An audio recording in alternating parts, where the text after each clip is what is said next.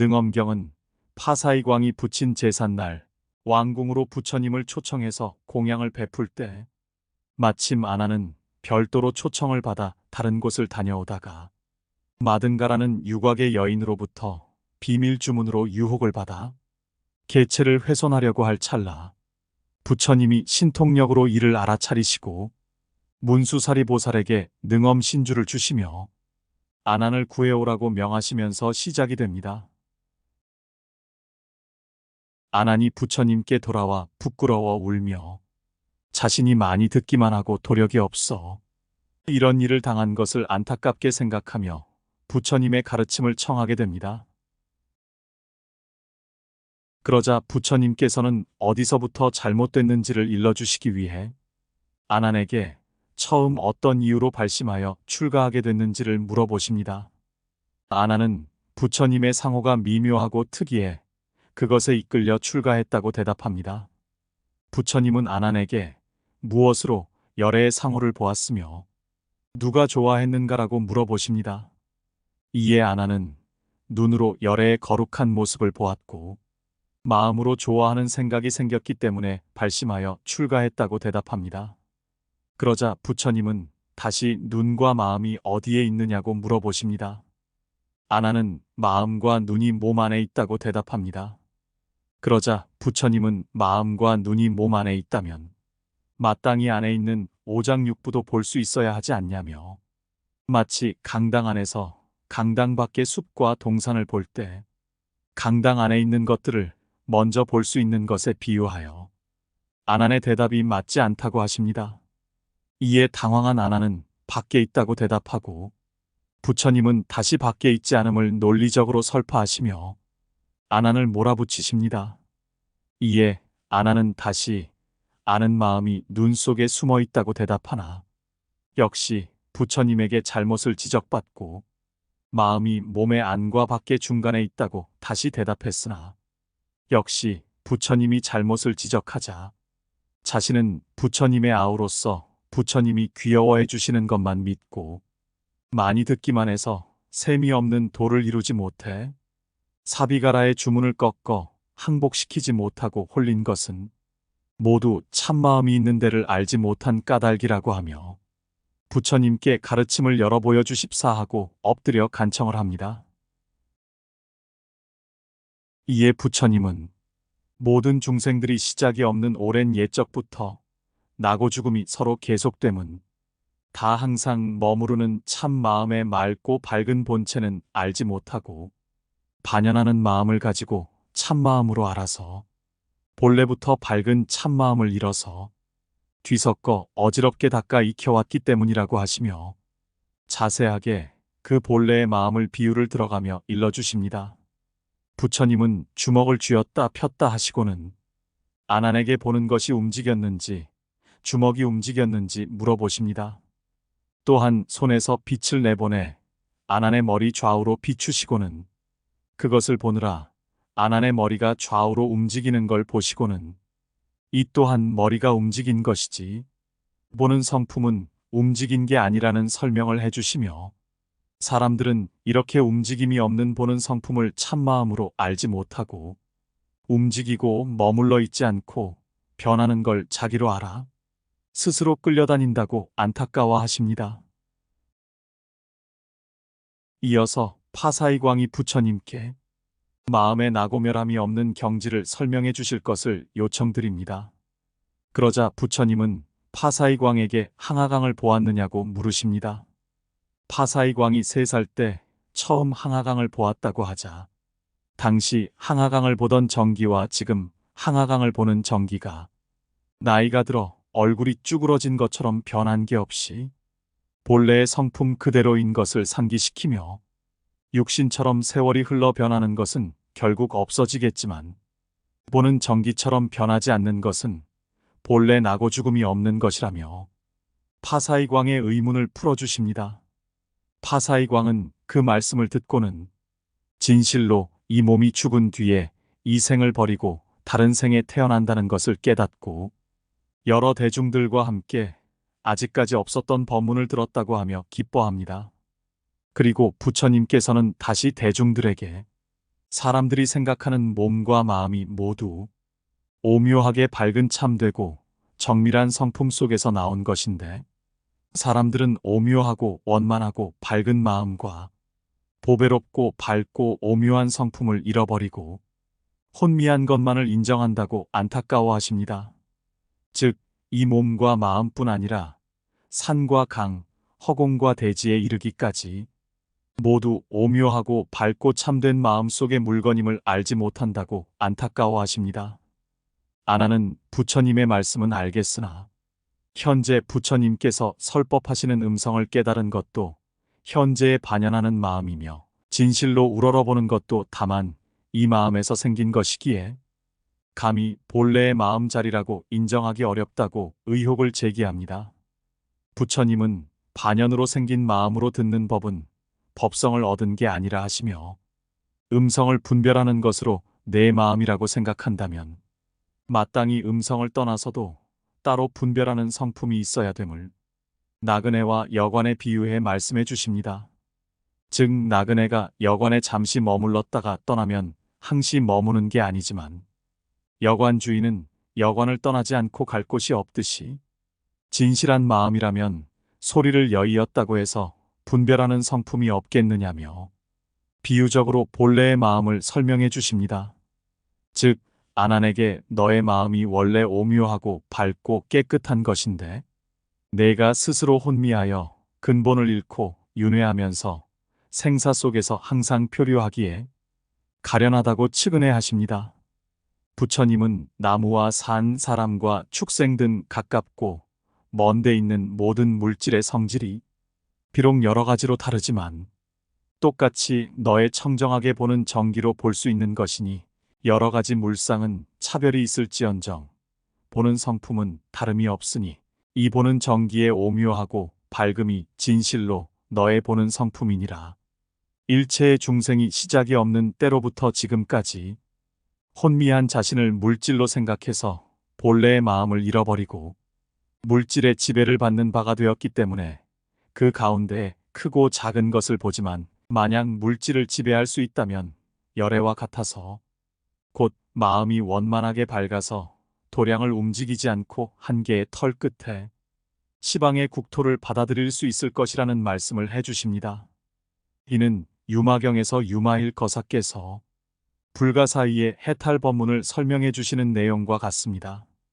이에 아난과 대중들이 부처님의 말씀에 혼란스러워하자 문수보살께서 이들의 궁금증을 풀어주고자 부처님께 자세한 설명을 부탁드리자, 부처님께서는 이 보는 성품의 오묘하고 밝은 것과 허공과 물질도 본래 오묘하고 밝은 위없는 보리의 깨끗하고 원만한 참 마음이거늘 이것이 허망하게 허공과 물질과 듣고 보는 것이라 여겨서 마치 제2의 달과 같은 것이라고 설해 주십니다.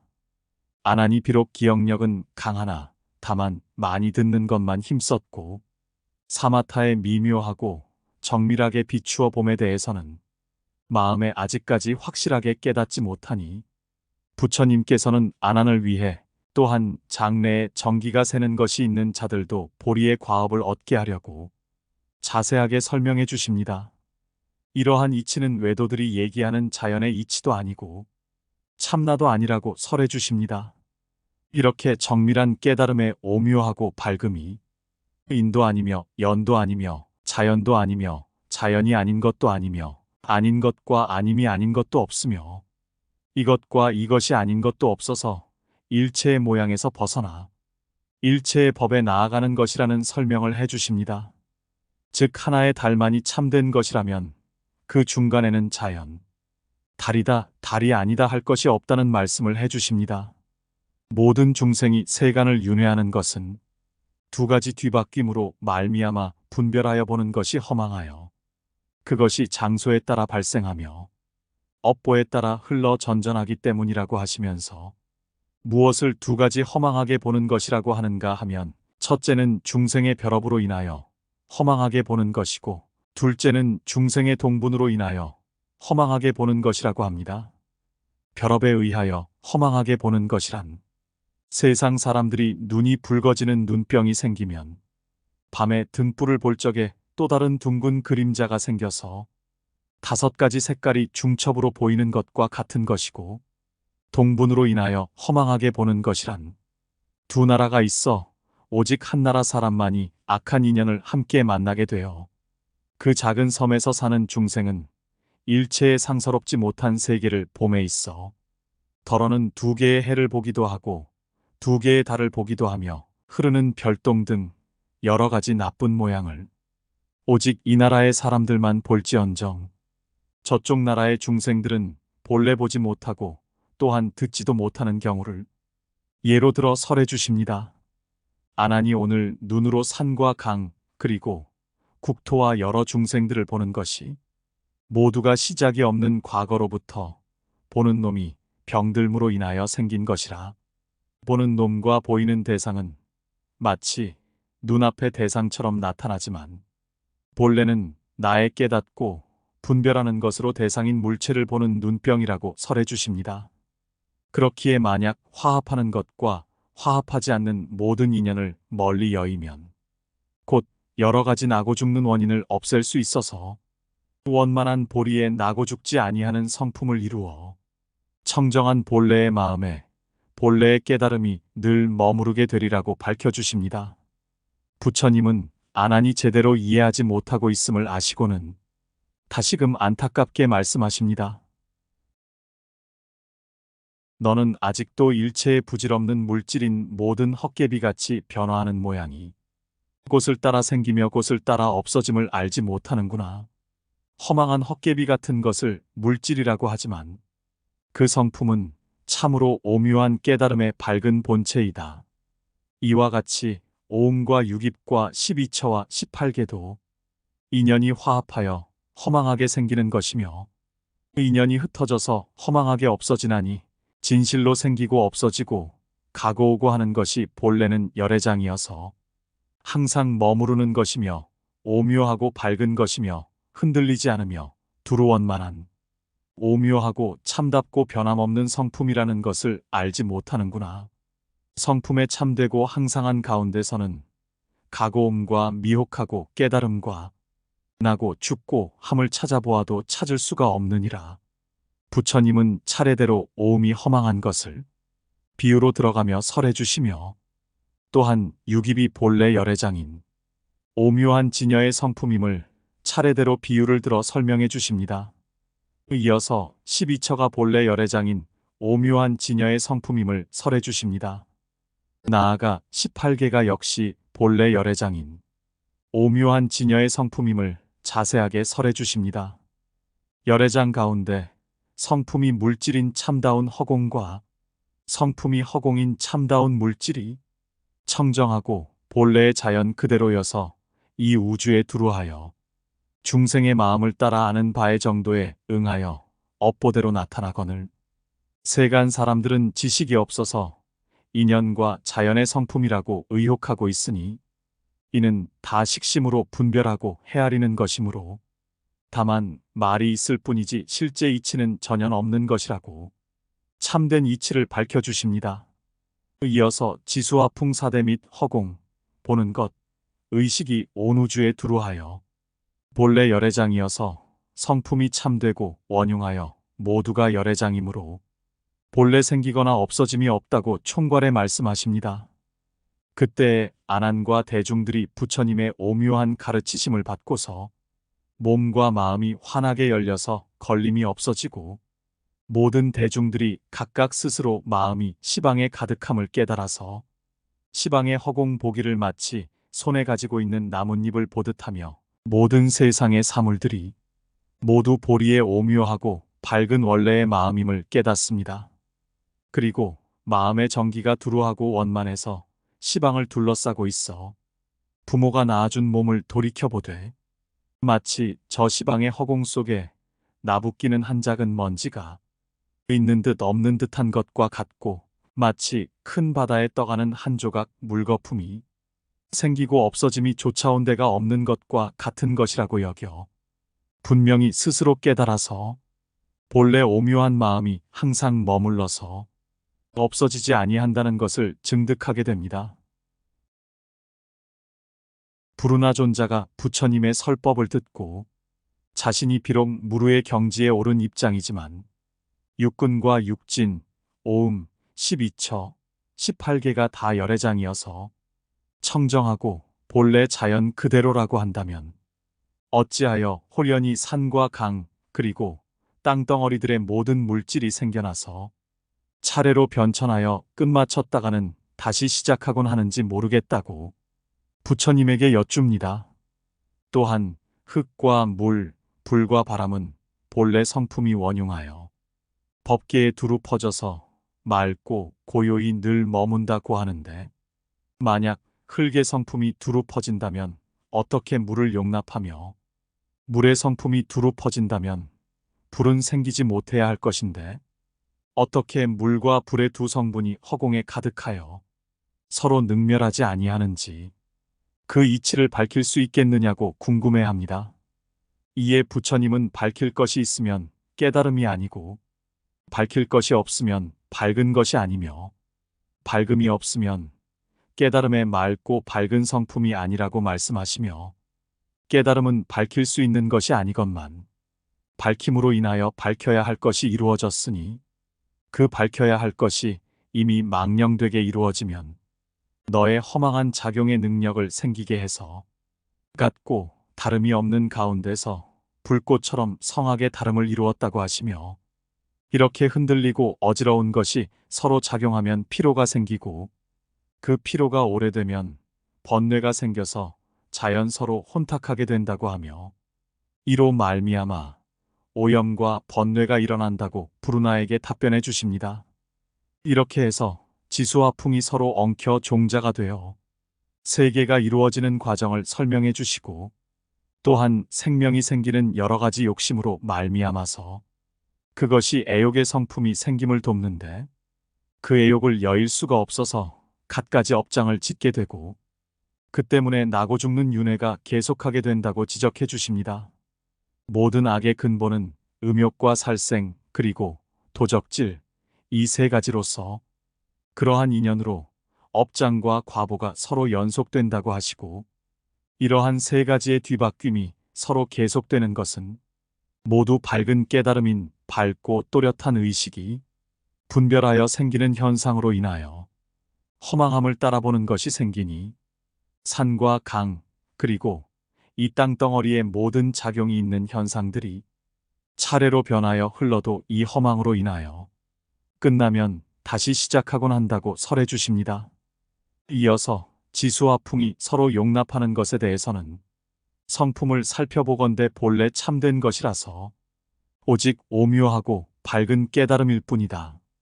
오묘하고 밝은 깨달음의 마음이 본래 물이나 불도 아니거늘 어찌하여 또다시 서로 용납하지 못하느냐고 묻느냐? 고 제1위를 설해 주시고는 물질과 허공으로서 열애장에서 서로 밀어내고 서로 빼앗으므로 열애장도 따라서 물질과 허공이 되어 우주에 두루하게 되고 그러므로 그 가운데서 바람은 움직이고 허공은 맑으며 해는 밝고 구름은 어두운 것인데 중생들은 어리석고 미련해서 깨달음을 저버리고 허망한 티끌과 어울림으로 번뇌가 일어나서 세간의 현상이 있게 된다고 거듭 자세히 설명해 주십니다. 부처님 당신께서는 오묘하고 밝은 것이 생겨나거나 없어지지도 않는 것으로서 열애장과 합하였는데 열애장이 오직 오묘하고 밝은 깨달음이므로 우주에 원만하게 비추고 그러므로 그 가운데서 하나가 한량 없는 것이 되고 한량 없는 것이 하나가 되며 적은 가운데 큰 것을 나타내고 큰 가운데 적은 것을 나타내며 도량에서 움직이지 않고 시방의 세계에 두루 퍼지며 몸으로 시방의 끝없는 허공을 머금으며 한 털 끝에서 보왕의 세계를 나타내며 작은 먼지 속에 앉아서 큰 법륜을 굴린다고 하십니다. 번뇌를 없애고 깨달음의 합함으로 진여인 오묘한 깨달음의 밝은 성품을 바라니 열애장의 본래 오묘하고 원만한 마음은 마음도 아니요 허공도 아니며 흙도 아니요 물도 아니며 바람도 아니요 불도 아니며 눈도 아니요 귀, 코, 혀, 몸, 생각도 아니며 빛도 아니요 소리, 향기, 맛, 촉감, 법도 아니며 안식계도 아니요. 이렇게 의식계도 아닌 데까지 이르며 밝음도 밝음이 없음도 아니요. 밝음과 밝음이 없는 것마저 다함도 아니며 이와 같이 늙음도 아니요. 죽음도 아니며 늙음과 죽음이 다함도 아닌 데까지 이르며 괴로움도 아니요. 괴로움의 원인도 아니며 괴로움이 없는 자리도 아니요. 괴로움을 없애는 길도 아니며 지혜도 아니요. 증득함도 아니며 보시도 아니요. 계율도 아니며 인욕도 아니요. 정진도 아니며 선정도 아니요. 반야도 아니며 바람일다도 아니라고 설해 주십니다. 이와 같아서 열애도 아니요. 응공도 아니며 정변지도 아니요. 대열반도 아니며 항상함도 아니요. 즐거움도 아니며 주체도 아니요. 청정함도 아닌 데까지 이르나니 이렇게 세간과 출세간도 모두 아니기 때문이라고 자세하게 설해 주십니다. 이어서 열애장의 원래 밝은 마음인 오묘함은 곧 마음이요. 허공이며 흙, 물, 바람, 불이요.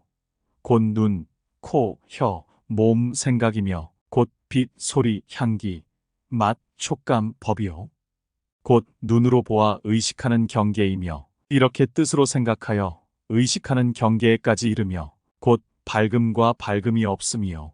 밝음과 밝음이 없는 것까지 다 끊음이며 이렇게 곧 늙음이요. 죽음이며 곧 늙음과 죽음이 다함이요.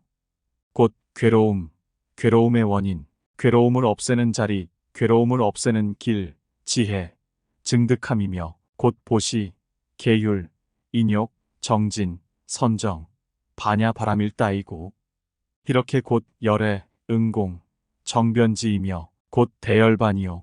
곧 항상함, 즐거움, 주체, 청정이니 이것이 모두가 곧 세간법과 출세간법이므로 곧 열애장인 오묘하고 밝은 마음의 근본은 그런 것도 아니요.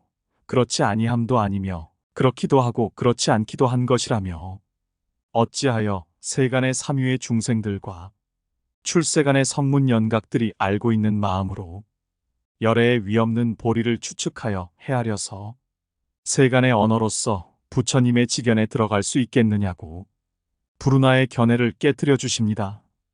부처님은 또한 보배로운 깨달음의 참 마음이 각각 원만하건만 만일 내가 손가락을 놀리면 해인이 빛을 발하거늘 너는 잠시만 마음을 움직이면 번뇌가 먼저 일어나나니 이는 위없는 깨달음의 길을 부지런히 구하지 않고 소승을 좋아하여 적은 것을 얻고 만족하게 여기는 탓이라고 부르나를 질책하십니다.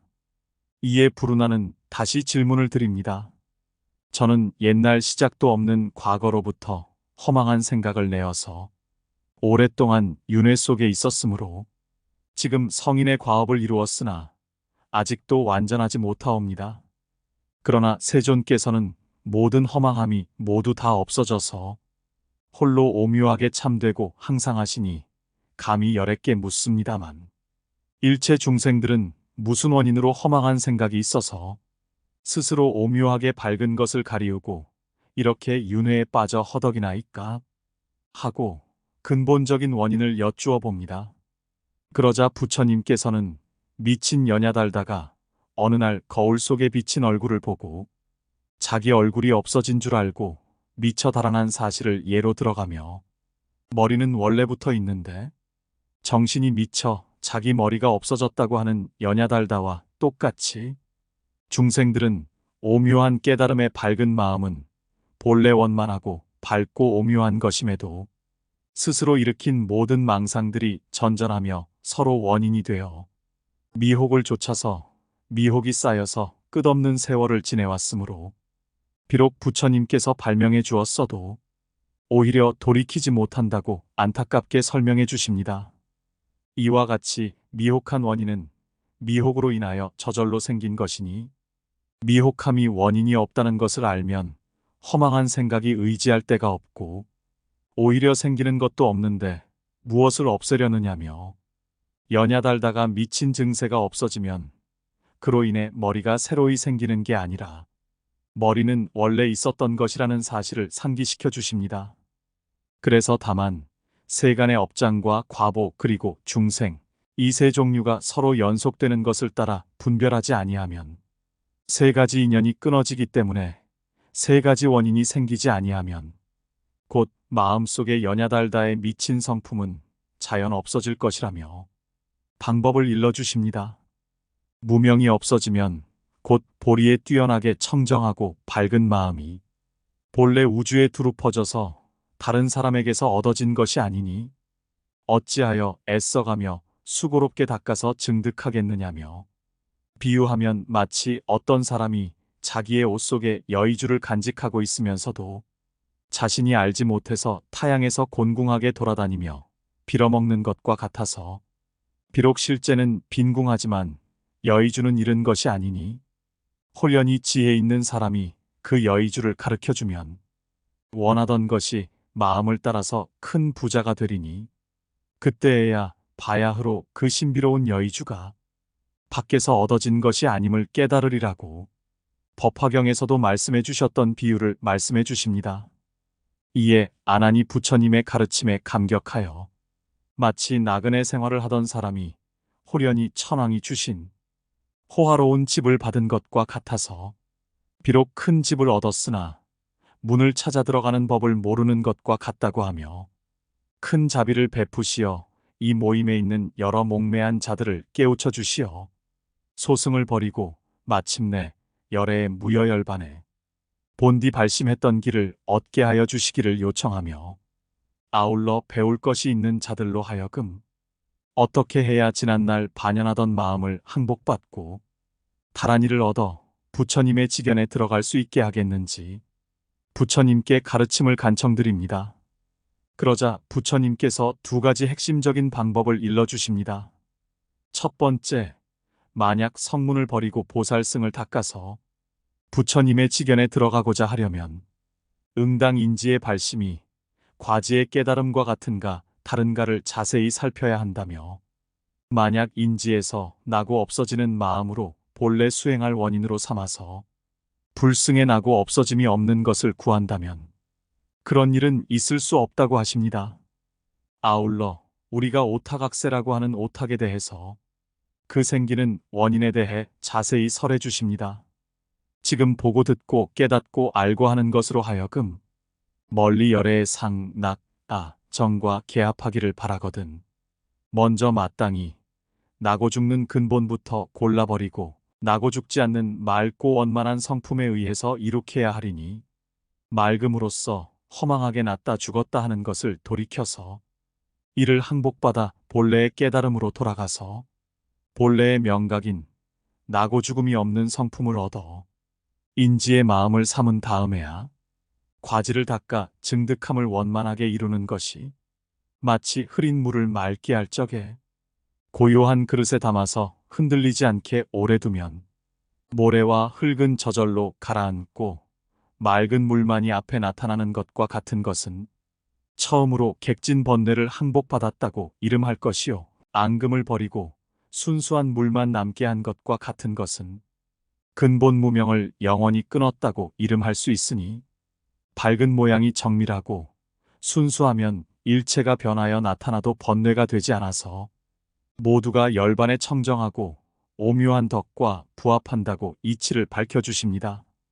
두 번째로 반드시 보리의 마음을 일으켜 보살승에서 큰 용맹을 내어 결정코 모든 작용이 있는 현상을 버리려고 한다면 응당 번뇌의 근본을 자세히 살펴보되 이것이 시작 없는 과거로부터 업장을 짓고 삶을 불려왔으니 그 무엇이 업장을 지었으며 그 무엇이 과보를 받는가 생각해보라 하시며 보리를 닦는다면서도 만약 번뇌의 근본을 자세히 살피지 못하면 허망한 감각기관과 그 대상인 물질이 어느 곳에서 뒤바뀐 것인지를 알 수 없으리니 그것도 오히려 모르거든 어떻게 항복을 받을 것이며 또한 열애의 지위를 얻을 수 있겠느냐며 매듭을 푸는 비유로 맺힌 데를 풀 것을 말씀하십니다.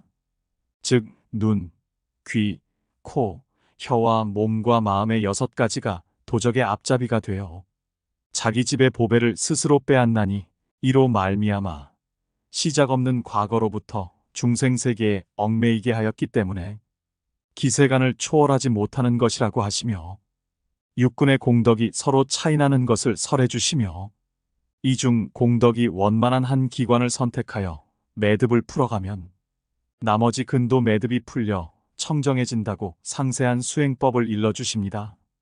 다만 육군의 작용인 밝고 어두움, 통하고 막힘, 그대로 있고 변함, 합하고 여윈, 나고 없어짐에 12가지 모든 작용이 있는 현상을 따르지 아니하면 마음대로 한 감각기관을 골라서 거기에 집착된 것을 벗겨내고 속으로 굴복시켜서 이를 본래의 참된 상태로 돌아가면 본래의 밝은 빛을 발하리니 밝은 성품이 환하게 밝아지면 나머지 5가지 집착도 선택에 따라서 원만하게 벗겨질 것이라고 설해 주십니다.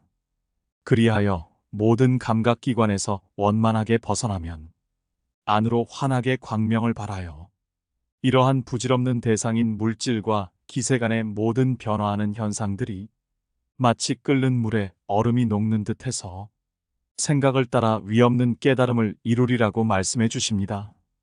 이에 아나는 만약 그 보고 듣는 것이 밝고 어둡고 움직이고 고요하고 통하고 막힘을 여이면 마침내 실체가 없음이 마치 생각하는 마음이 앞에 나타나는 대상인 물질을 여이면 본래 아무것도 없는 것과 같으니 어떻게 장차 끊어버리는 것을 수행하는 원인으로 삼아 열애의 과업을 얻을 수 있겠냐고 의아심을 내게 되고, 부처님은 이때 라후라에게 종을 치게 하고는 종소리와 듣는 성품에 대한 설명으로 아난의 미혹을 일깨워 주십니다. 즉 종을 칠 때 소리가 나고 멈추면 소리는 들리지 않지만 소리를 듣는 성품은 소리가 있거나 없을 때에도 변함없이 항상한다는 비유로 청정하고 오묘하고 항상하는 본 성품을 설명을 해 주십니다. 그리하여 나고 죽음을 버리고 항상 참되고 항상함을 지키면 항상한 빛이 앞에 나타나서 감각기관과 그 대상, 의식하는 마음이 없어지면 생각하는 현상이 허망한 대상이고 의식하는 마음이 더러운 때가 된다고 설해 주십니다. 2가지 다 멀리 여이면 법안이 때를 떠나서 맑고 밝아지리니 어찌 위없는 깨달음을 이루지 못하겠느냐고. 이에 아난이 다시 부처님께 오늘 이 몸과 마음이 어찌하여 이렇게 맺혀졌으며 어떻게 하는 것이 푸는 것이라고 말할 수 있겠습니까? 또한 미래에 고난받는 중생으로 하여금 윤회를 면해서 삼계에 떨어지지 않을 수 있게 해주소서 라며 간청드립니다. 이에 부처님은 내가 나면서부터 함께 생긴 무명이 너로 하여금 윤회하고 전전하게 하는 나고 죽는 것이 맺혀진 근원을 알고자 할진된 그것은 오직 너의 6가지 감각기관 때문이요 다른 물건이 아니며 내가 다시 위없는 보리가 너로 하여금 편안하고 즐겁게 해탈케 하는 고요하고 편안하고 오묘하고 항상함을 속히 증득하는 방법을 알고자 할진된 그것도 역시 너의 6가지 감각기관으로 인함이지 다른 물건이 아니니라 라고 맺힌 것을 푸는 법을 일러주십니다.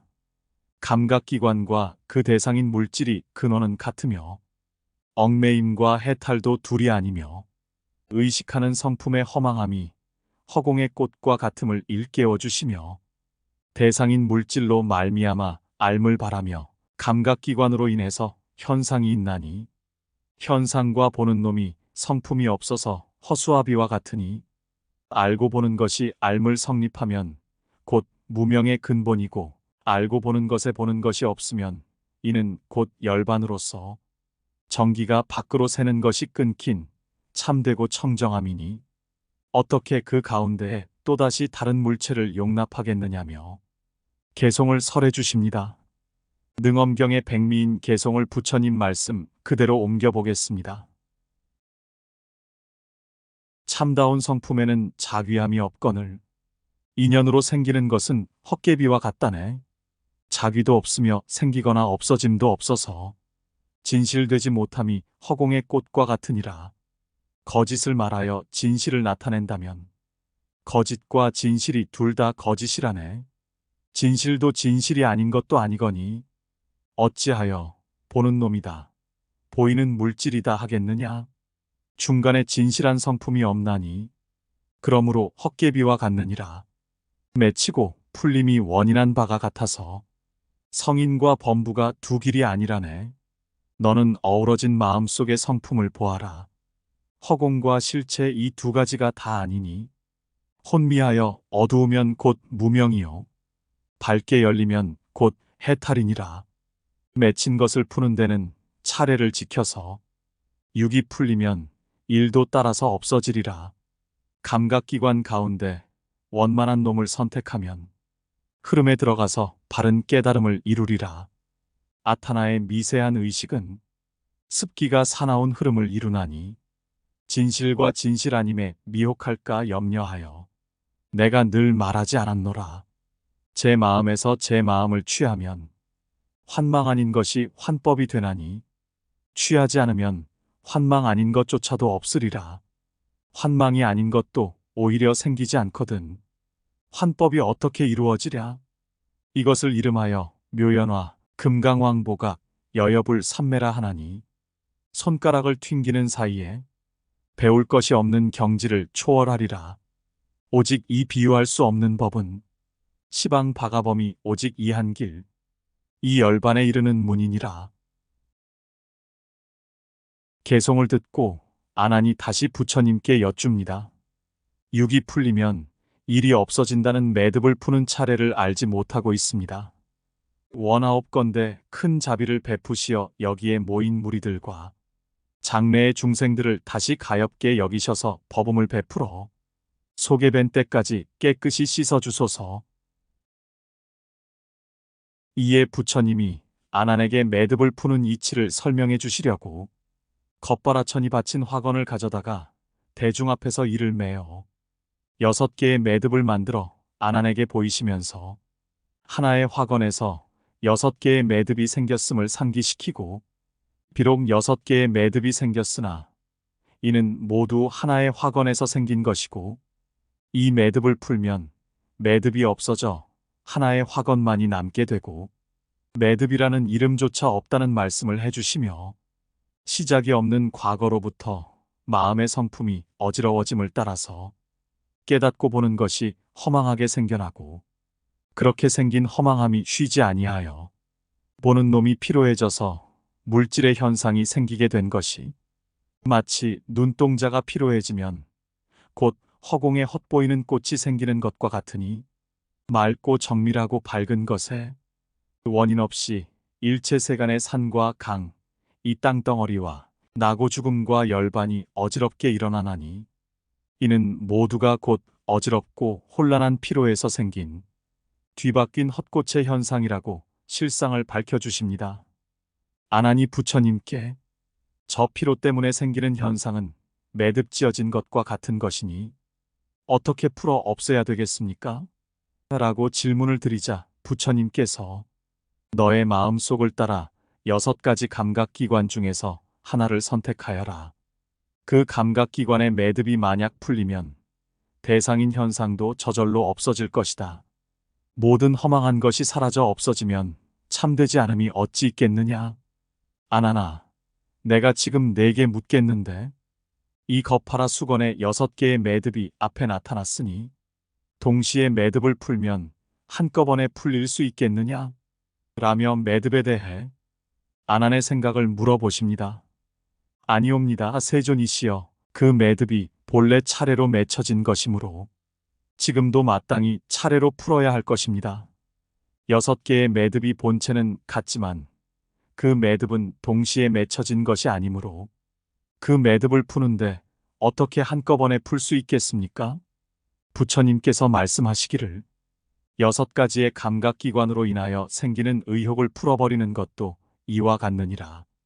그 감각기관이 처음 풀어지면 먼저 인공을 얻고 허공의 성품마저 원만하게 밝아져서 법의 해탈이 이루어지나니 법을 해탈하고 나서 모두가 공하다는 것까지도 생기지 않아야 이것을 보살이 삼마지에서 무생법인을 얻었다고 하느니라. 저희들이 오늘에야 몸과 마음이 밝아져서 걸림이 없음을 쾌히 얻었습니다. 비록 다시 하나와 6이 없어지는 이치를 깨닫기는 하였사오나 아직도 원만하게 통한 본근은 깨닫지 못하였사오니 세존이시여, 저희들이 정처 없이 헤매면서 여러 겁을 외롭게 떠돌다가 무슨 마음 무슨 생각이 부처님의 천륜에 참여하게 되었습니까? 마치 어미를 잃어버렸던 젖먹이가 그 어머니를 만난 듯 합니다. 만약 다시 이 모임으로 인하여 도가 이루어진다면 얻어들은 비밀스런 말씀이 본래 깨달음과 같아서 듣지 못한 것과 다름이 없겠습니다. 바라옵건대 오직 큰 자비를 베푸시어 우리에게 신비하고 존엄하신 은혜로서 말씀해 주셔서 열애의 최후의 가르침을 성취하게 하여 주소서. 아난의 요청에 부처님은 대아라한을 이룬 제자들에게 각자 어떻게 깨달음을 얻었는지 말해보라고 하시고 제자들은 모두 25분이 차례로 원만함에 통하고 산마지에 들어간 방법을 보고 드립니다. 부처님으로부터 최초로 법을 들은 교진 여든 5제자는 부처님의 음성이 은밀하고 원만하였으며 그 음성으로 인해 아라한에 이르렀기에 음성이 으뜸이라고 말씀 올립니다. 이어 제자들 한 분 한 분이 색신이 깨끗하지 못함을 관하여 궁극에는 허공과 물질이 모두 없어져서 더 배울 것이 없는 도를 이루었다고 하고 어떤 분은 향기를 관하는 것으로 깨달음을 얻었다고 하는 등 오음, 18개 등 각자의 처지에 맞게 수행하여 과위를 증득한 체험을 발표합니다. 그중 월광보살님과 미륵보살님, 대세지보살님, 그리고 관세음보살님의 수행법을 소개합니다. 월광보살이 자리에서 일어나 부처님의 발에 이마를 대어 절하고 부처님에게 아뢰기를 제가 생각해보니 지난 옛적 항아사같이 많은 것 이전에 부처님께서 세상에 출현하셨으니 그 이름이 수천이었습니다.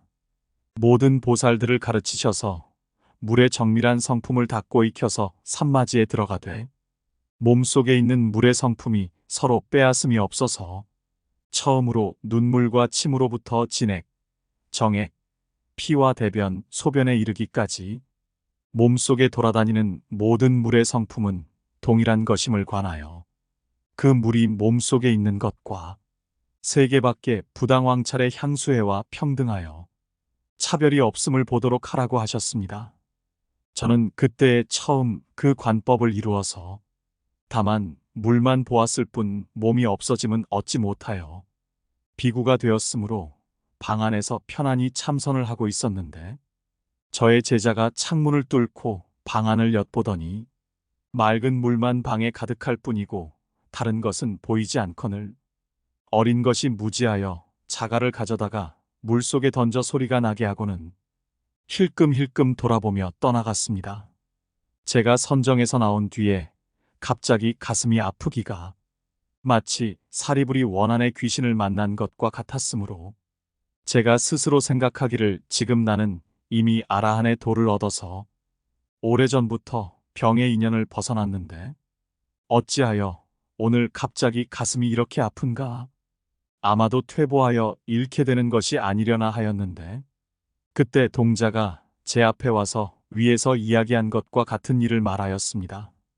저는 곧 말해주기를 내가 다시 물을 보거든 즉시 문을 열고 그 물 속에 들어가서 자갈을 건져내라고 하였더니 동자가 시키는 대로 하여 다음에 선정에 들어갔을 적에 다시 물을 보니 자갈이 완연하거늘 문을 열고 건져내었더니 제가 그 다음 선정에서 나오니 몸이 처음과 같았습니다.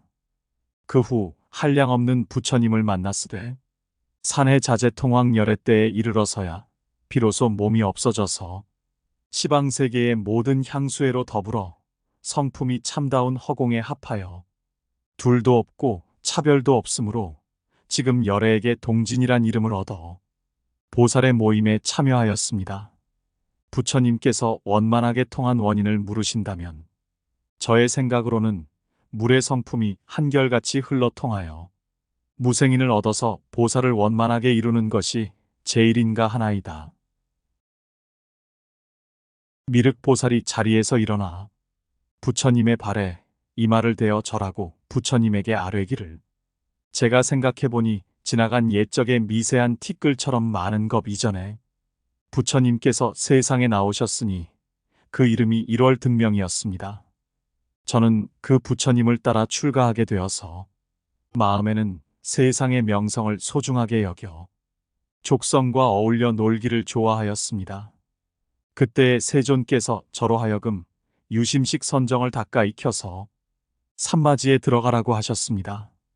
여러 겁을 지나면서 이 산매로서 항아사처럼 많은 부처님을 섬겼더니 세상의 명성을 구하겠다는 마음이 완전히 사라져 없어졌고 연등 부처님께서 세상에 출현하기에 이르러서는 제가 위없이 오묘하고 원만한 식심 삼매를 증득하여 허공에 가득한 열애와 국토에 깨끗하고 더럽고 있고 없는 것까지가 모두 제 마음의 변화로 나타나는 것임을 깨달았습니다. 세존이시여, 저는 이러한 것이 오직 심식이라는 것을 깨달았으므로 의식의 성품이 한량없는 열애를 배출하나니 지금 수기를 얻어서 부처님 지위를 이어받게 되었습니다. 부처님께서 원만하게 통한 원인을 물으신다면 저의 생각으로는 시방이 오직 의식으로 인하였음을 자세히 관하여 의식하는 마음이 원만하고 밝아져서 원만하게 성취한 진실에 들어가 의타와 변계집을 멀리 벗어나서 무생인을 증득하는 것이 제일인가 하나이다.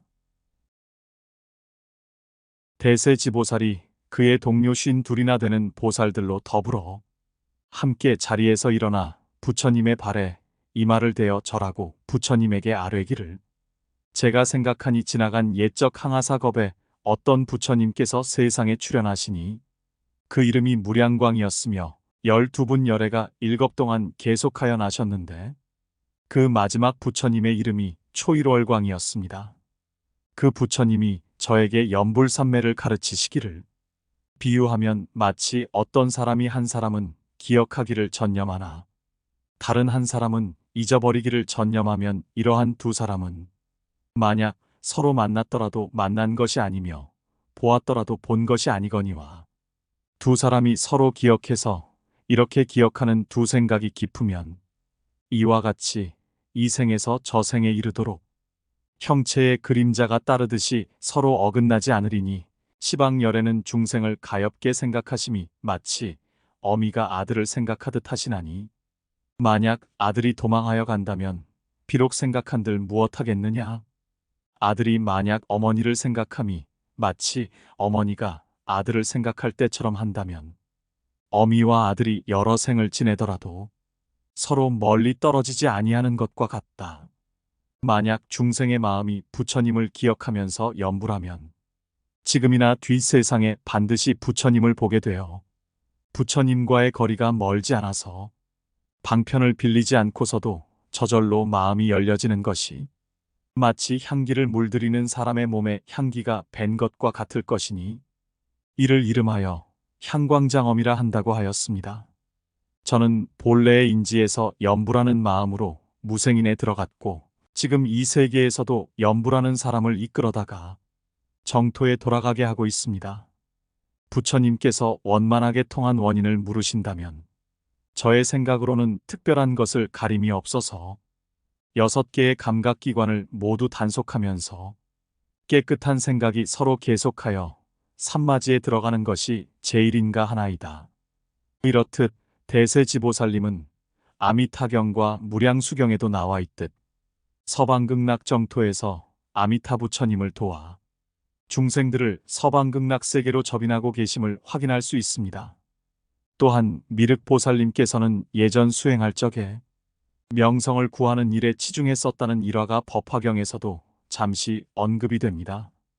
이처럼 부처님 경전을 읽다 보면 여러 경전의 말씀에서 그 내용이나 사실에 있어 조금도 서로 어긋나지 않음을 확인할 수 있습니다. 이어서 능엄경에서 아주 중요한 부분인 관세음보살님의 이근원 통수행법에 대한 소개입니다. 앞서 아나니 부처님께 어떻게 수행해야 원만함에 통하고 산마지에 들어갈 수 있는지를 여쭙자 부처님께서는 당신이 직접 설해 주시는 대신 깨달음을 이룬 제자들에게 어떻게 과위에 이르렀는지를 물어보심으로써 아난에 앞서간 제자들로 하여금 아난에게 적합한 수행법을 일러주고자 하셨습니다. 이어 25번째 관세음 보살님의 차례입니다. 세존이시여, 생각해보니 옛날 수없이 많은 항아사겁 이전 어느 때에 어떤 부처님께서 세상에 출현하셨으니 그 이름이 관세음이었습니다. 저는 그 부처님으로 인하여 보리심을 발하였더니 그 부처님께서 저를 가르치시되 듣는 것으로부터 생각하고 닦아서 산마지에 들어가라고 하셨습니다. 처음 듣는 가운데에 흐름에 들어가되 처소가 없어서 들어간 곳이 이미 고요해져서 움직이고 고요한 두 모양이 또렷이 생기지 아니하거늘 이와 같이 점점 더해서 듣는 놈과 들을 대상이 다 끊어지며 듣는 놈이 다 끊어진 것도 머물지 아니하여 깨닫는 놈과 깨달을 대상이 공하였으며 공한 깨달음이 아주 원만하여 공한 것도 공할 것도 없어졌더니 나고 없어짐이 이미 끊어진지라 끊어져 고요함이 앞에 나타났습니다.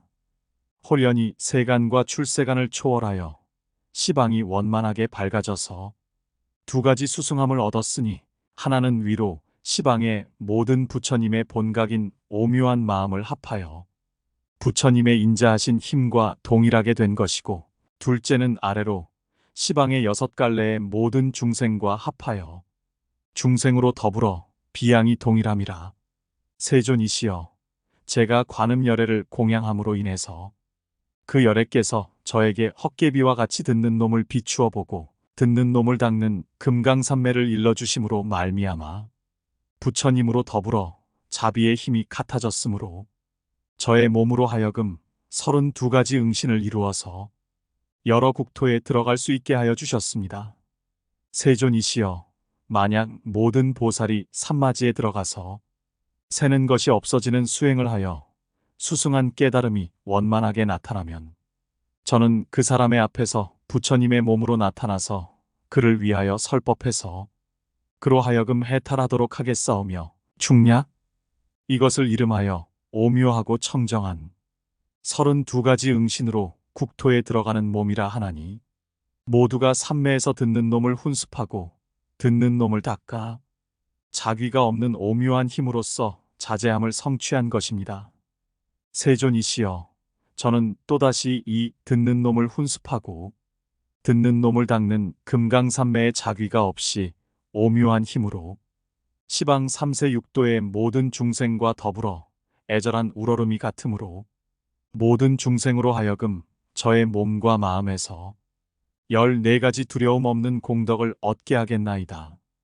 첫째는 제가 스스로 음성을 따르지 않고 관하는 것을 돌이켜 관하여 원통을 얻었기 때문에 시방의 모든 고뇌하는 중생들로 하여금 나와 같이 그 음성을 관하게 하여 해탈을 얻게 하겠습니다. 충냐?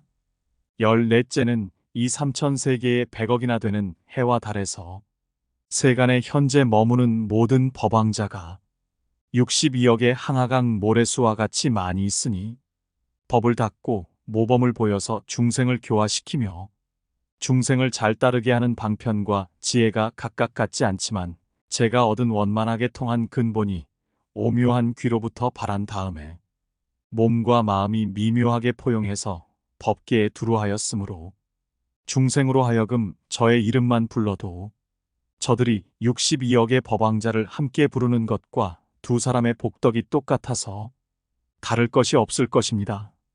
세존이시여, 저 한 사람의 이름이 저 많은 이의 이름과 다르지 아니한 것은 제가 닦아 익혀서 참으로 원만하게 통함을 얻었기 때문입니다.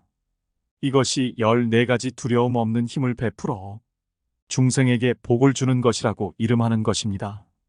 세존이시여, 저는 이미 이원만하게 통함을 얻어서 위없는 도를 닦아 증득하였으므로 또 4가지 생각으로 헤아리지 못할 자귀 없는 오묘한 덕을 얻을 수 있었사오니, 첫째는 제가 처음으로 오묘하고 오묘한 듣는 마음을 얻고서 마음이 정밀해지고 들음을 버릴 수가 있게 되어 보고 듣고 깨닫고 느끼는 것이 따로이 막히는 것이 없어서 하나로 원만하게 융통하고 청정한 보배의 깨달음을 이루었으므로 저는 여러 가지 오묘한 용모를 나타내며 그지없는 비밀스러운 신주를 말하노니 그 가운데 홍머리가 하나나 셋 또는 다섯, 일곱, 아홉, 열 하나로 나타나기도 하며 이와 같이 108에서부터 1000만, 8만 4천의 삭가라 머리를 나타내기도 하며 혹은 팔이 둘, 넷, 여섯, 여덟, 열, 열둘로 나타나며 이와 같이 108에서부터 1000만, 8만 4천의 모타라 팔을 나타내기도 하고 혹 눈이 둘, 셋, 넷, 다섯, 여섯, 아홉으로 나타나며 이와 같이 108에서부터 1000만, 8만 4천의 청정한 보배의 눈을 나타내기도 해서 때로는 자비, 때로는 위엄, 때로는 바른 선정, 때로는 지혜로 중생을 구호하되 크게 자제함을 얻게 하겠나이다. 둘째는 제가 듣고 생각하는 것으로 말미암아 6가지 대상인 물질에서 벗어남이 마치 소리가 담을 넘어가는 것과 같아서 이를 막을 수가 없으므로 저의 오묘한 능력이 갖가지 형상을 나타내어 갖가지 주문을 외우되 그 형상과 그 주문이 두려움이 없음으로써 중생에게 베푸나니 이런 때문에 시방의 작은 티끌같이 많은 국토에서 모두 저를 이름하여 두려움 없음을 베푸는 자라고 합니다. 셋째는 제가 본래 오묘하고 원만하게 통한 청정한 본근을 닫고 익힘으로 말미암아 다니는 바 세계의 모든 중생으로 하여금 몸과 귀중한 보배를 버리고서 저의 가엾고 불쌍하게 여겨줌을 구하게 하였습니다. 넷째는 제가 부처님의 마음을 얻어 최후의 것까지 증득하고 여러 가지 귀중한 보배로서 시방의 열애를 공양하며 그 밖에 법계의 육도 중생에게까지 미치어서 아내를 구하면 아내를 얻게 하고 아들을 구하면 아들을 얻게 하고 삼매를 구하면 삼매를 얻게 하고 오래 살기를 구하면 오래 삶을 얻게 하며 이와 같이 큰 열반을 구하면 큰 열반까지도 얻게 하나이다. 부처님께서 원만하게 통한 원인을 물으신다면 저의 생각으로는 귀를 따라 원만하게 비추는 삼매로 말미암아 반연하는 마음이 자제하게 되어서 흐름에 들어가는 현상으로 인하여 삼마지를 얻고 보리를 성취하는 것이 제일인가 하나이다. 세존이시여, 저 부처님께서 제가 원만하게 통하는 법문을 훌륭하게 증득하였다고 찬탄하시고 큰 모임에서 저에게 수기하여 관세음이라 하였으니 이는 저의 들음을 관함으로 말미암아서 시방이 원만하게 밝았으므로 관세음이란 이름이 시방세계에 두루 퍼지게 되었습니다. 그러자 부처님께서 문수사리보살에게 이들 25분의 보살과 아라한들이 최초로 도를 이룬 방편이 모두 진실하고 우열이나 앞뒤에 차별이 없겠으나 안한과 후에 올 중생들의 근기에 알맞고 쉬운 수행법이 어떤 것이겠냐고 물어보시자 문수사리보살께서는 총평을 하시며 그중 관세음보살님이 닦아온 이근원 통법이 가장 수승하여 안한과 후세 중생들에게 가장 좋을 것이라는 말씀을 올립니다. 문수보살님의 개송을 올려봅니다. 깨달음의 바다, 그 성품 맑고 둥글어. 둥글고 맑은 깨달음이 원래 오묘합니다. 원래 밝음이 빛이여 대상이 생기니 그 대상이 생기면 밝은 성품이 없어지네. 혼미하고 허망하여 허공이 있거늘 허공을 의지하여 세계가 성립되네. 생각이 엉켜서 국토가 이루어지고 허망한 깨달음이 중생이 되나이다. 허공이 대각 중에서 생겨남이 마치 바다에서 물거품이 일어나는 듯하니 새는 것이 있는 작은 티끌같이 많은 국토가 모두 허공에 의하여 생기는 것이네. 물거품이 없어지면 허공도 본래 없을 것이거든. 더구나 다시 삼유가 있겠습니까? 본원으로 돌아가면 성품이 둘이 아니나 돌아가는 방편으로는 여러 문이 있다네. 성인의 성품으로는 통하지 않음이 없어.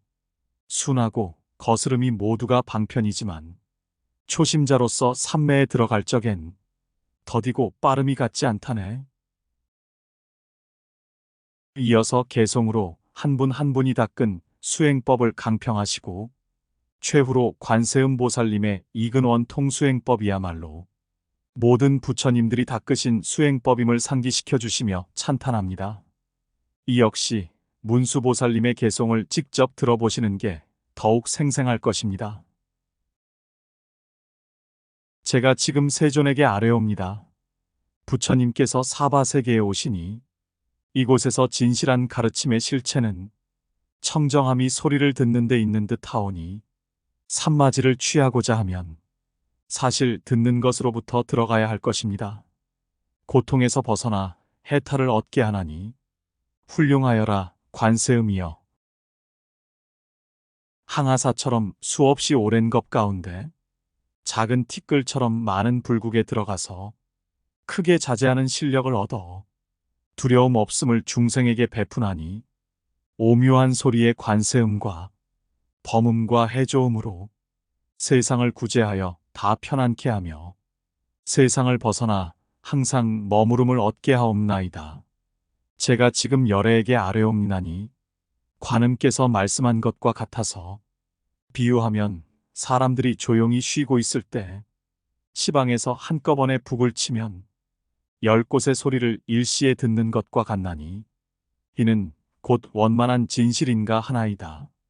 눈은 담장 밖의 것을 보지 못하며 입과 코도 역시 마찬가지일세. 몸은 접촉하는 대상과 합해야 느낌이 있으며 마음과 생각은 분잡하여 두서가 없네. 담장이 가렸어도 음향을 듣는 데 있어서는 멀거나 가깝거나 다 들을 수 있으니 5개의 감각기관이 모두 가능하지 못하되 이것만이 원만하게 통하는 진실인가 하나이다. 소리의 성품은 움직이고 고요해서 듣는 중에 있기도 하고 없기도 하니 소리가 없으면 들음이 없다고 할지언정 진실로 듣는 성품이 없는 것은 아니네. 소리가 없더라도 없어진 것이 아니고 소리가 있어도 생긴 것이 아니네. 생과 멸을 다 여의었으니 이는 곧 항상하고 진실한가 하나이다. 비록 꿈속에 있을지라도 생각하지 않는다고 없는 것은 아니니 깨닫고 보는 놈이 생각에서 벗어나서 몸이나 마음으로는 미칠 수가 없습니다. 지금 이 사바세계는 말로써 논란해야만 밝힐 수 있나이다. 중생들의 본래에 듣는 성품이 혼미하여 소리만을 따라감으로 흘러 전전하게 되나니 안하니 비록 억지로 기억한다 하더라도 간사한 생각에 떨어짐을 면치 못함이 어찌 빠짐을 따르기 때문이 아니겠습니까? 흘러 전전함을 돌이켜야만 허망함이 없게 될 것입니다. 아나니여, 그대는 자세히 들으라. 내가 지금 부처님의 위력을 받들어 금강왕인 헛개비같이 헤아릴 수 없을 부처님의 모체인 진실한 삼매를 말하고자 하노라. 그대가 비록 모든 열애의 일체 비밀 법문을 들었다고 하나 요괴 때문에 전기가 새는 것을 먼저 제거하지 못하였으므로 많이 듣는 것만 쌓여 과오가 되었으니 많이 들음을 가지고 부처님의 법을 지키면서 어찌하여 스스로 듣는 놈을 듣지 못하느냐? 듣는 놈이 저절로 생긴 것이 아니라 소리로 인하여 그 이름이 있게 되었네. 듣는 놈을 돌이켜 소리에서 벗어나면 해탈한 놈을 무엇이라 이름하랴? 하나의 감각기관이 본원으로 돌아가면 6개의 감각기관이 해탈을 이루게 되리라. 보고 들음이 헛개비에 가려진 것 같으며 3개가 허공의 헛꽃과 같나니 들음이 회복되면 가려진 감각기관이 없어지고 허망한 티끌이 없어지면 깨달음이 청정하리라. 맑음이 지극하면 광명이 통달해서 고요하게 비침이 허공을 삼키니 돌아와 세간을 보건된 마치 꿈속의 일과 같네. 마든가도 꿈속에 있거니 누가 그대의 형체를 머물게 하랴. 마치 세상의 교묘한 환술사가 환술로 만들어 놓은 남자와 여자 같으니 비록 모든 감각기관을 움직일 수 있더라도 요점은 한 고동을 트는 데에 달린 것이네. 그 고동을 멈추어 움직이지 않게 하면 모든 환술로 된 것은 성품이 없으리라. 6개의 감각기관도 이와 같아서 원래는 하나의 정밀하고 밝음에 의지하여 이것이 나뉘어 6개와 화합하나니 한 곳이 회복함을 이루면 6작용이 다 이루어질 수 없어서 티끌과 때가 생각을 따라 없어져서 원만하게 밝고 청정하고 오묘하게 되리라. 남은 티끌은 아직도 배워야 하지만 밝음이 지극하면 곧 열애이니라. 대중과 아나니여, 그대의 거꾸로 듣는 기관을 돌려서 듣는 놈을 돌이켜 자성을 들으면 그 성품이 위없는 도를 이룰 것이니 원만하게 통함이 사실 그러하니라. 이것이 티끌같이 많은 부처님께서 열반에 들어가신 유일한 길이라네. 과거의 모든 열애께서도 이 문으로 이미 성취하셨고 현재의 모든 보살도 지금 각각 원만하고 밝은 대로 들어가며 미래에 수학하는 사람들도 마땅히 이 법문을 의지할 것이요. 나도 역시 그것을 따라 증득했으니 관세음 보살뿐만이 아니니라. 진실로 불세존께서 나에게 모든 방편을 물으시어 모든 말법 세상에 세간을 벗어나기를 구하는 사람을 구제한 것과 같네. 열반의 마음을 성취하려면 관세음 보살이 최고이고 그 나머지 모든 방편은 모두가 부처님의 위신력으로 사정에 따라서 번뇌를 버리게 했을지언정 이것은 영원히 닦을 것이 못되며 얕고 깊은 근기에게 함께 말할 법은 아닙니다. 열애장으로서 정기가 밖으로 새는 것이 없어진 생각으로 헤아릴 수 없음에 절하옵니다. 미래의 중생에게 가피를 내리시어 이 문에 의혹이 없게 하소서. 이러한 방편이 성취가 쉬운 것이기에 감히 안한과 말겁에서 헤매는 중생을 가르칠 만하오니 다만 이 감각기관으로 닦으면 원만하게 통함이 다른 것보다 뛰어나리니 진실한 마음으로 이와 같이 권하옵니다. 문수보살님의 개송을 듣고는 안한과 대중들이 마치 어떤 사람이 볼 일이 있어 멀리 갔다가 미처 돌아오지는 못했으나 그 집으로 돌아가는 길은 환하게 알고 있는 것과 같은 마음이 들었고 새로 발심한 보살들은 모두 본심을 깨달아서 티끌과 때를 멀리 여의어서 법안이 깨끗하게 되었으며 안한을 유혹했던 마등가는 이 개송을 듣고 아라한을 이루었으며 한량없는 대중들이 모두 안욕따라 삼막삼보리의 마음을 발하였습니다. 안한은 부처님께 이제 부처가 되는 법을 깨달아 법대로 수행함에 의혹이 없어졌다고 하며 아직 깨닫지는 못하였으나 말겁의 중생을 제도하리라고 발언하며 부처님이 떠나신 지 점점 멀어지면 사악한 외도의 설법이 항아사와 같으리니 말세의 중생들이 그 마음을 가다듬어 산마지에 들어가고자 하면 그로 하여금 어떤 방법으로 도량을 편안히 세워서 모든 악마의 일을 멀어지게 하여 보리심에서 퇴굴함이 없게 할 수 있겠는지를 부처님께 여쭙니다. 부처님께서는 안한에게 평소 비내야 가운데 수행하는 3가지 결정한 뜻을 설명하는 것을 늘 들었을 것이라며 이른바 마음을 항복받는 것으로 계를 삼고 그 계로 인하여 선정이 생기며 그 선정으로 인하여 해가 발하나니 이것을 정기가 밖으로 새는 것을 없애는 3가지 학문이라고 한다며 중요한 계율 4가지 음란함을 제거하고 살생할 마음을 끊고 도둑질할 마음을 끊는 것과 거짓말하지 않는 것을 말씀해 주십니다. 음란하지 않으면 나고 죽음이 계속되는 세계를 따르지 않게 되리라 하시며 비록 지혜가 많아서 선정이 앞에 나타난다고 할지라도 음욕을 끊지 못하면 마구니의 무리에 떨어짐을 경계해 주십니다. 음욕을 끊지 않고 선정을 닦는 것은 마치 모래를 쪄서 밥을 지으려는 것에 비유하십니다. 살생을 끊지 않으면 진로에서 벗어날 수 없음을 설하시며 비록 지혜가 많아서 선정이 앞에 나타난다고 하더라도 귀신의 세계에 떨어진다고 경계해 주시며 부처님이 멸도한 뒤 말법 가운데 이러한 악한 귀신들이 세상에 많이 번성하여 스스로 말하기를 고기를 먹어도 보리의 길을 얻는다고 하리라고 경계해 주십니다. 살생할 마음을 끊지 않고서 선정을 닦는 자는 비유하면 마치 어떤 사람이 스스로 자신의 귀를 막고 큰 소리로 부르짖으면서 다른 사람이 듣지 않기를 구하는 것과 같으니 이러한 것을 가리켜 숨기고자 하면서 더욱 드러내는 것이라고 하십니다.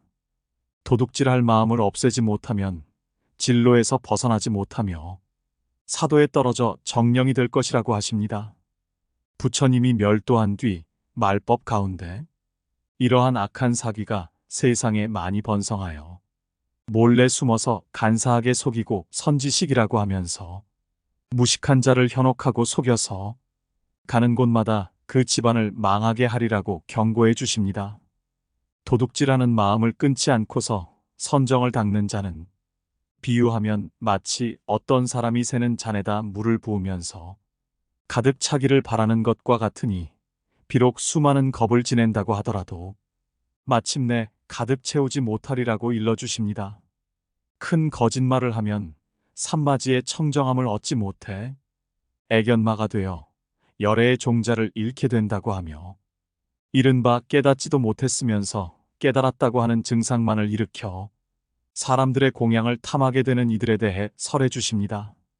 부처님께서는 당신이 멸도한 뒤 보살들과 아라한들에게 명하여 말법 세상에 태어나서 갖가지 형상을 지어 윤전하는 모든 일을 제도하게 하되 스스로 진실한 보살이라고 하거나 아라한이라고 하며 부처님의 비밀한 법을 말하게게 경솔하게 누설하게 하지 않고 다만 죽을 적에 가만히 유언으로 부탁하게 할 것임을 예언하십니다. 즉 진실한 보살이나 아라한은 스스로 깨달았다고 하며 사람들을 현혹시키지 않음을 부처님께서 오래전에 능엄경을 통해 말씀해 놓으신 것입니다.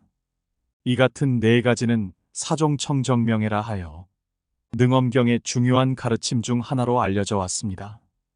또 다른 중요한 가르침 중 하나는 뒤에 소개하는 50가지 음마로 수행하는 이들이 빠져들 수 있는 마구니 경계에 대해 상세한 예를 들어가며 후학들에게 경계를 하십니다.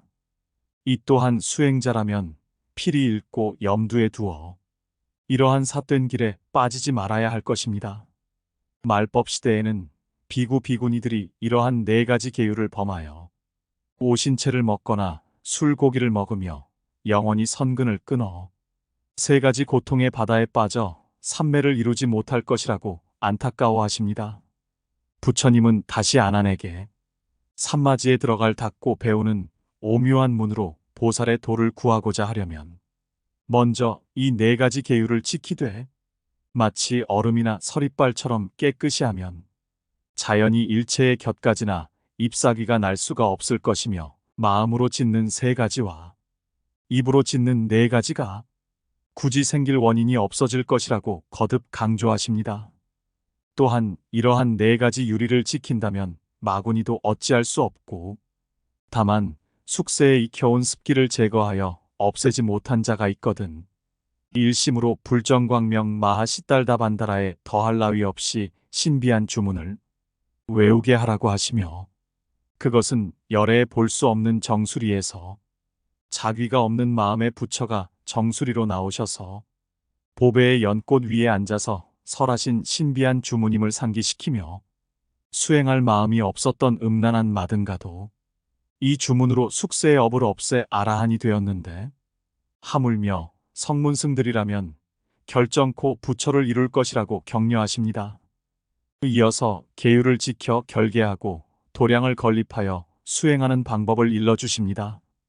이어서 아난이 부처님의 명에 의한 문수보살님의 신주의 힘으로 마든가의 사술에서 벗어났지만 직접 신주는 듣지 못했다며 부처님께 다시 설해 주시기를 바라자 부처님 육계로부터 한 줄기 100보광명을 방출하시고 그 광명 속에서 1,000잎새나 되는 보배의 연꽃이 솟아나게 하시니 화신열애가 그 보배의 연꽃 위에 앉아 계시면서 정수리로 10줄기의 100보광명을 방출하시고 그 광명마다 열항아사 금강밀적이 나타나서 일산을 받쳐들고 금강절을 잡고 허공세계에 가득하니 대중들이 그것을 쳐다보고서 두려움과 사랑스런 마음이 한데 어울려 부처님의 도움을 간절히 기다리며 일심으로 부처님의 무견정상에서 광명 속에 나타난 열애가 설하시는 신비한 주문을 듣게 됩니다.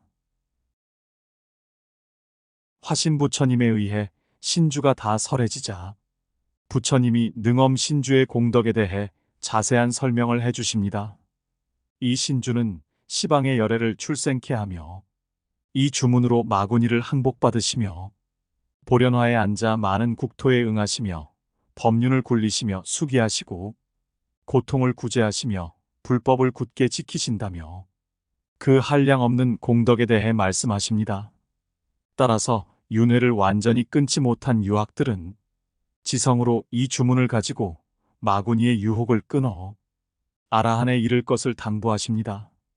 또한 이 주문은 세상 사람들을 구호하여 두려움 없음을 얻게 하며 중생이 세상을 해탈할 수 있는 지혜를 얻게 하며 이 주문을 지성하면 불이 태우거나 물이 빠뜨리지 못하고 모든 독이 감로로 변해 사람을 해치지 못하며 사악한 별과 요귀가 해치지 못하며 나쁜 곳에 태어나지 않고 중생이 복을 짓지 못했어도 하염없는 공덕을 시방열애로부터 받아 늘 부처님과 함께 한다고 설해 주십니다. 또한 계를 범했다 하더라도 이 주문을 가진 뒤에는 계를 깨뜨린 죄가 다 소멸될 것이며 한량없이 무수한 겁으로부터 지녀온 업장도 모두 끓는 물에 얼음 녹듯 사라져 무생법인을 얻게 될 것이라고 말하십니다. 또한 이 주문은 8만 4천 금강장왕들이 그 권속들과 함께 늘 보호하기에 이 주문을 수지하는 자 역시 늘 보호하여 일체의 마구니와 귀신이 수행자를 번거롭게 하거나 해를 끼치지 못하게 할 것이라고 하십니다. 이어 금강장왕과 금강역사범왕, 제석 사천왕들이 부처님의 명을 받들어 이 주문을 수지하는 수행자를 보호하고 모두 소원을 이루게 하겠다는 서약을 합니다. 이어서 아나니 부처님께 범부로부터 점차로 열반에 이르는 계위에 대해 여쭈어 봅니다. 이에 부처님께서는 본래 오묘한 성품은 원만하고 밝아서 모든 이름이나 모양으로부터 벗어난 것이므로 본래는 세계와 중생이 따로 있는 것이 아닌데 원만한 자성의 마음을 무명히 가리고 과거세로부터 익혀온 훈습으로 말미암아 허망한 의식으로 보는 놈이 생겨나 이렇게 머무름이 없는 것을 근본으로 하여 세계와 중생이 이루어졌다고 하시며 그 허망한 성품은 본체가 아니어서 의지할 바가 아니라고 하시며 이러한 허망함으로 인해 12종류의 중생이 생기는 것을 자세히 설명해 주십니다. 이러한 허망함으로 생겨난 것에서 벗어나려면 세 가지 점진적인 방법이 필요하다고 하시며 첫째는 닦고 익힘이니 도닦는데 방해되는 근본을 제거하는 것이요. 둘째는 참된 수행을 하여 업식의 성질을 바르게 하는 것이요. 셋째는 더욱 나아가는 것이니 그 현재의 업을 어기고 역으로 나가는 것이라고 수행의 핵심을 일러주십니다.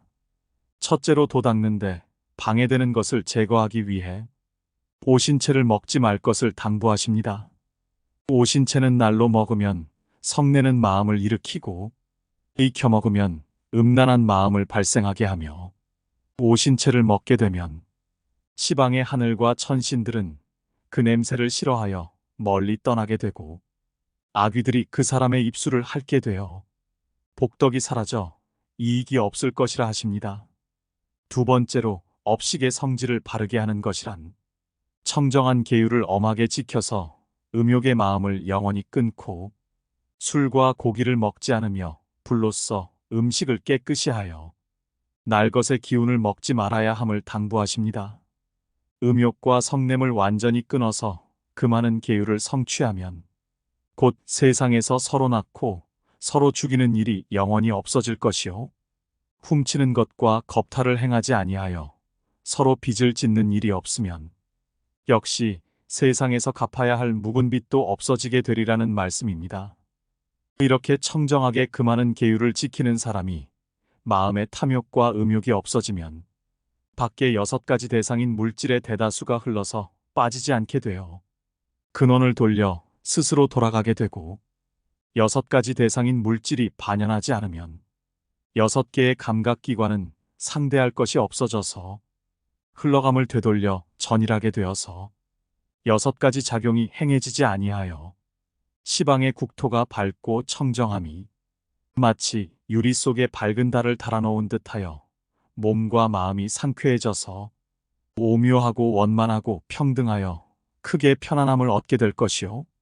일체열애의 긴밀하고 원만하며 청정하고 오묘함이 다 그 속에 나타나서 이 사람이 즉시 무생법인을 얻게 된다는 말씀을 해주십니다. 이것이 3번째 더욱 나아가는 것이라고 설해 주십니다. 이어서 간해지, 신심주, 염심주 등 10신, 10주, 10행, 10회향이 41가지 단계에 대해 설해 주시고 이어서 사가행과 보살 10지 등 보리에 이르는 55지위에 대한 자세한 설명을 해 주십니다. 이에 문수사리께서 이 경전의 이름과 어떻게 받아 지녀야 하는지에 대해 부처님께 여쭙자 부처님께서는 이 경전의 이름을 일러주십니다. 부처님의 말씀을 듣고 아난과 대중들이 오묘한 이치를 깨달아 미세한 번뇌를 끊게 됩니다.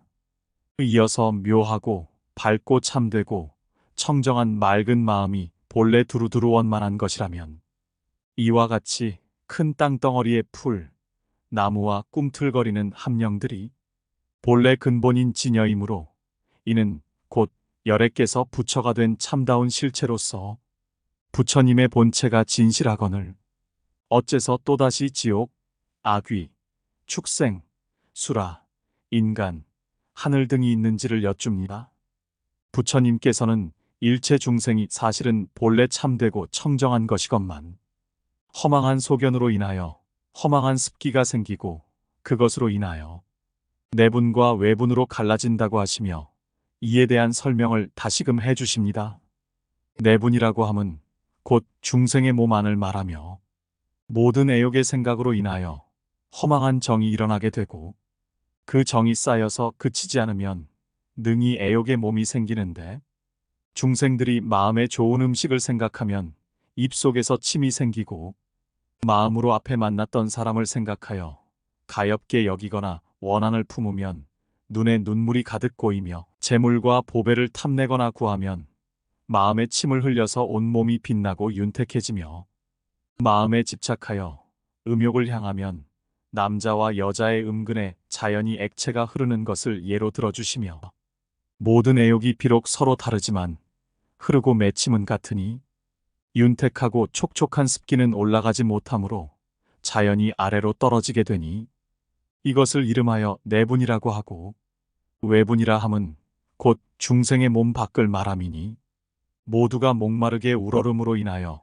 허망한 생각이 발생하게 되고 그 허망한 생각이 쌓여서 그치지 아니하면 능히 수승한 기운이 생기게 되어 중생이 마음에 그 많은 계율을 가지면 온몸이 가볍고 맑아지며 마음에 주문이나 보인을 가지면 돌아봄이 웅장하고 굳세어지고 마음이 하늘에 나고자 하면 꿈속에서나 상상 속에 늘 날아다니고 마음속에 부처님 나라에 살고자 하면 성인의 경지가 아득히 나타나며 선지식을 잘 섬기면 스스로 몸과 목숨을 가벼이 하게 된다며 모든 생각이 비록 다르지만 가볍게 들리는 것은 마찬가지이니 날아 움직이는 것은 잠기지 못하기 때문에 자연 뛰어넘게 되니 이것을 이름하여 외분이라고 한다고 내분, 외분에 대한 설명을 해주시고 각 중생들의 이러한 내분, 외분의 정도에 따라 육도에 갈리어 나게 된다고 하십니다. 특이한 것은 10종류의 신선들에 대한 내용입니다.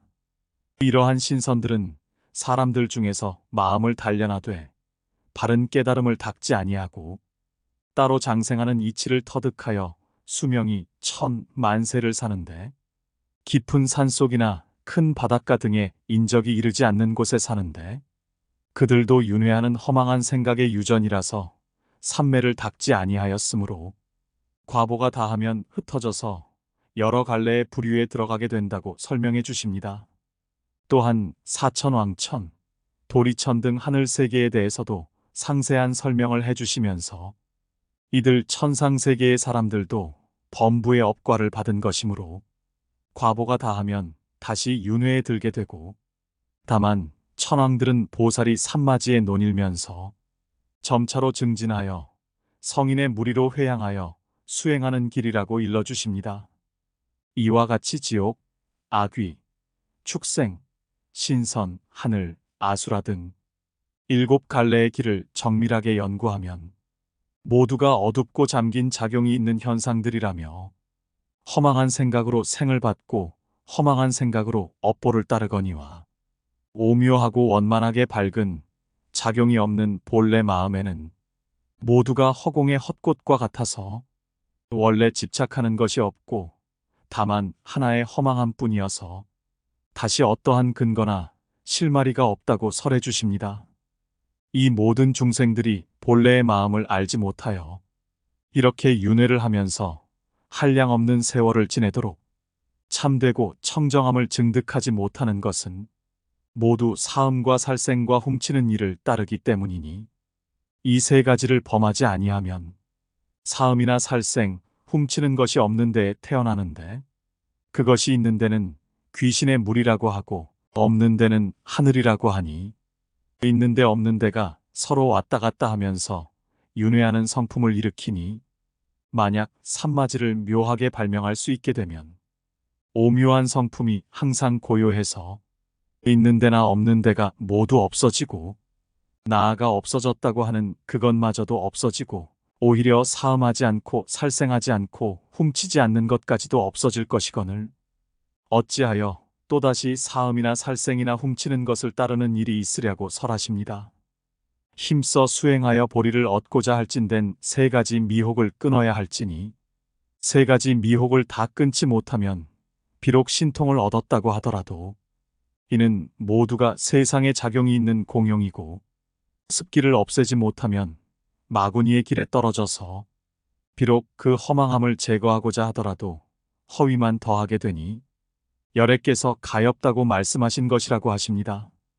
이어서 능엄경에서 중요한 대목인 50가지 음마에 대한 부처님의 경계의 말씀이 이어집니다.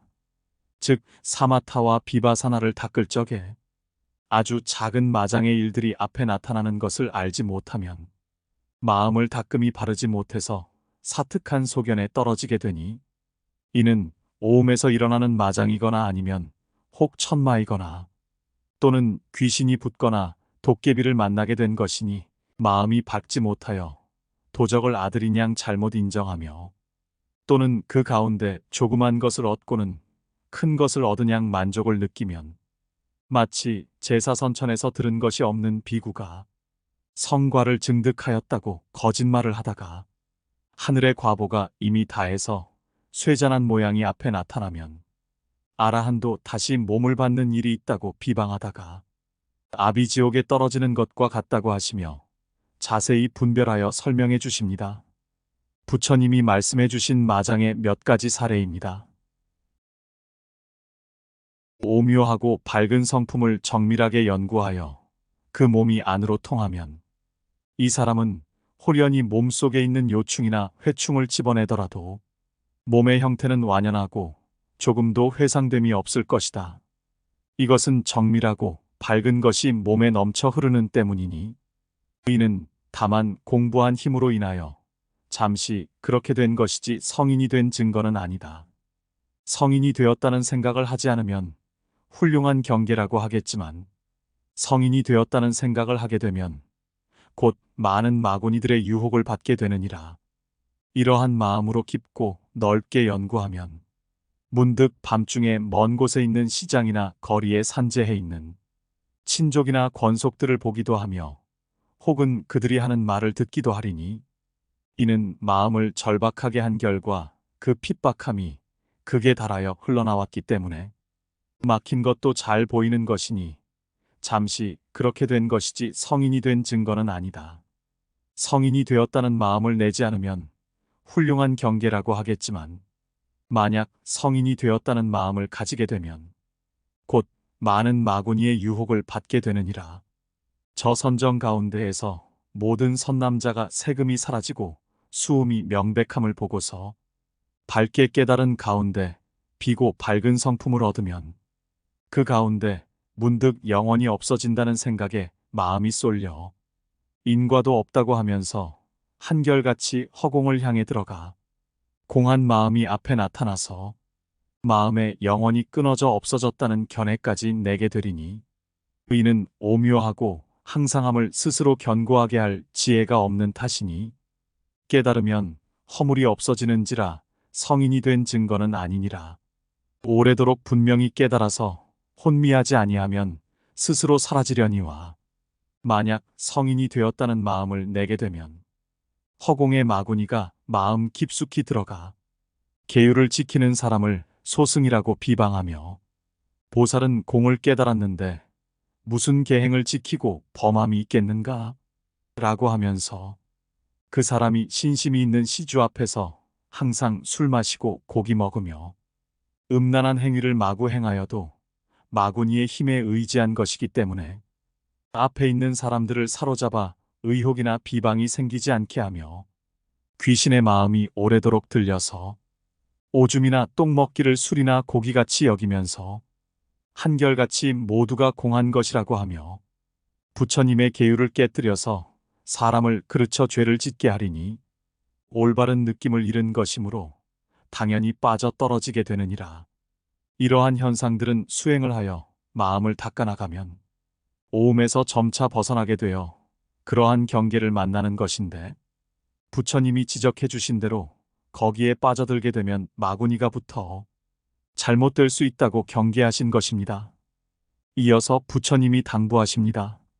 너희들이 마음을 새겨 열애의 도를 받들어서 이 법문을 간직했다가 내가 멸도한 뒤 말법 세상에 전하여서 널리 중생들로 하여금 이 뜻을 분명히 깨닫게 하고 마구니로 하여금 스스로 깊은 죄를 짓지 않게 하며 편안하게 보호하고 자비로운 마음으로 구제해서 사특한 인연이 사라지게 하여 그 몸과 마음으로 하여금 부처님의 지견에 들어가서 처음을 따라 성취하여 갈림길을 만나지 않게 하라.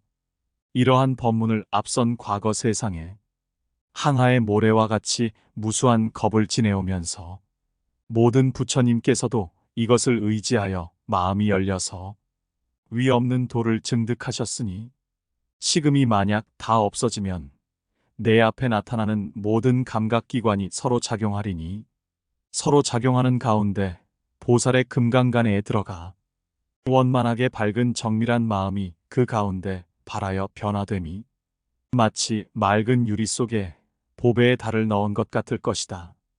이와 같이 십신, 십주, 십행, 십회향, 사가행의 마음과 보살이 수행하는 금강십지를 초월하여 등각이 원만하게 밝아져서 열애에 오묘하고 장엄한 바다에 들어가 보리를 원만히 이루어서 증득할 것이 없는 대로 돌아가리라. 이는 과거에 먼저 나신 부처님께서 사마타 가운데 비바사나로 깨달아 밝아진 것을 분석하신 미세한 마구니의 일이니 마구니의 경계가 앞에 나타나면 내가 이를 잘 알아서 마음의 때를 씻어버리고 사특한 견해에 떨어지지 아니하면 음마가 소멸하고 천마가 부서지며 큰 힘을 가진 귀신이 넋을 잃고 도망하여 산도깨비 무도깨비들이 다시는 나오지 못할 것이며 곧바로 보리에 이르러서 모자라거나 비열함을 막론하고 더욱 정진하여 큰 열반에 대해 마음이 어두워지지 않으리니 만약 말법 세상에 어리석고 우둔한 중생이 선날을 알지 못하며 설법할 줄을 모르되 삼매 닦기를 좋아하거든 내가 사특하게 될까 두려울진된 일심으로 권유하여 나의 불정다란 이주를 지니게 하라. 만약 외우지 못하거든 공부하는 방에 써두거나 혹 몸에 차거나 하면 일체의 마구니가 조금도 동요할 수 없으리니 너는 마땅히 시방열애께서 구경까지 닦아 나아가신 최후까지 가르쳐 주신 법을 공경히 받들어라. 이에 안 하는 이 오음은 한꺼번에 사라지는 것인지 차례로 없어지는 것인지와 그 경계에 대해 여쭙니다. 부처님께서는 이 5가지 쌓인 음은 5가지 망상으로 이루어진 것이니라. 내가 지금 인계의 깊고 얕음을 알고자 하면 색질과 빈 것은 세금의 변제이고 접촉과 떠남은 수음의 변제이고 기억하고 잊음은 상음의 변제이고 없어짐과 생겨나는 것은 행음의 변제이고 밝고 고요한데 들어가 맑고 고요함과 어울리면 식음의 변제로 돌아가느니라. 이 오음의 근원이 겹겹이 쌓여서 생긴 것이니 생겨남은 식음으로 인해 생겨나고 없어짐은 색신을 따라 없어지나니 이치인 즉 단번에 깨달을 수 있는지라. 깨달음에 의지하여 모두 사라지지만 일은 단박에 없어지는 것이 아니므로 차례를 따라서 다 없어지나니 내가 이미 네게 겉바라 수건으로 매듭 짓는 것을 보여주었거늘 무엇이 분명치 않아서 다시 묻느냐? 너는 마땅히 이 망상의 근원을 가지고 마음으로 열어 통달해서 장래 말법 세계 속에 모든 수행하는 자들에게 전해주어 허망함을 깨닫게 하여 실증을 스스로 내어서 열반이 있음을 알고 삼계를 연연하지 않게 하라 하고 이 경전을 당부하시고 이 경전을 받아 지니면 얻게 되는 무량한 공덕에 대해 설해 주시며 경전이 마무리됩니다.